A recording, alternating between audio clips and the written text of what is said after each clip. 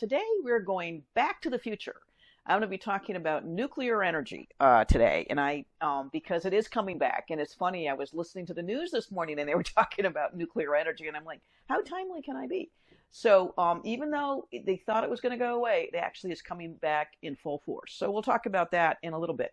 But first, I want to always start with my favorite segment, which is you can't make this stuff up. And every week it becomes more and more silly, some of the stuff I find. So one of the things is that now there's a surge in electrification. Recent power surge threatens U.S. climate goals. Did anyone not see this happening or coming? It's really kind of an amazing thing, because what's happening is we've had this big push to electrify vehicles and electrification for buses and to electrify everything and put in heat pumps and, by the way, do a lot more electrification, data centers and things. And guess what happens? It may not be, it's so much that we might not even get to the climate goals that Biden wants. And Biden's behind this push for electrify everything. Demand for electricity is surging, which could actually impede the Biden administration's goals to fight climate change.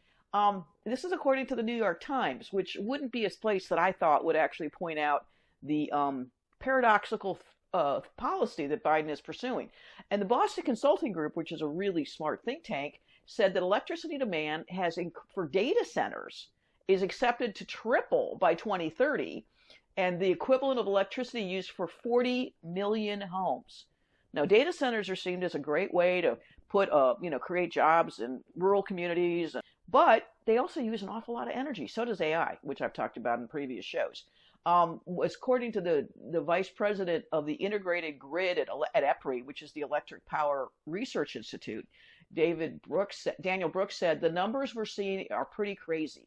The electric sector serves about 20% of the nation's energy needs, okay? Only 20%, which means that the rest of it is fossil fuels, natural gas, hydro, those types of things, and maybe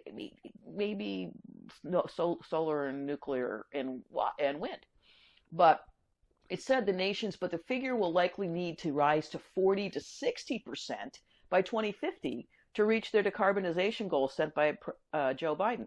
So we're going to have to increase our electric production, double it, if not triple it.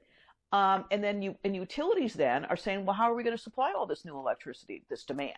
And they're saying they need to build, guess what? More power plants to keep up with demand. And they would need to burn more gas and coal to operate them, which is counter to Biden's plan for the green economy. So, so here you go. You have the electric demand that he wants is increasing, but as I've been saying for the past 80 episodes or so, we don't have the grid, we don't have the resources, we don't have the infrastructure to supply this. And now it's not just me saying it, it's people like the New York Times are pointing this out, and Boston Consulting Group. So I'm in pretty good company. Another guy who's a researcher at Duke, getting his doctorate, said, I can't recall a time when I was so alarmed about the company's energy trajectory. This is a green guy. And he said it's feasible to meet growing electric demand, but requires regulators to challenge utilities to push for less traditional solutions. Well, guess what? That's going to be nuclear.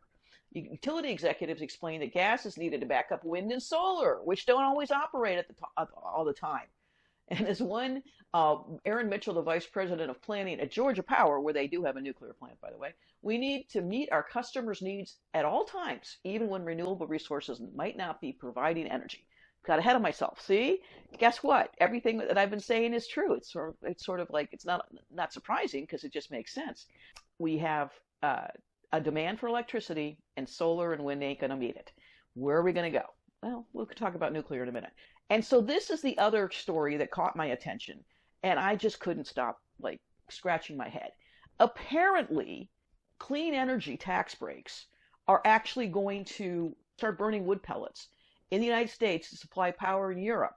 So actually the biofuels industry is going to look for federal subsidies to subsidize them burning wood, which creates a carbon debt, and then shipping the wood pellets overseas to Germany because Germany doesn't have any nuclear power anymore. They're actually going to provide incentives for large-scale energy generating facilities in the United States using forest biomass, and they actually think that this is innovative. I think it's silly, and and I have a lot more. I'll have a lot more to say on the subject.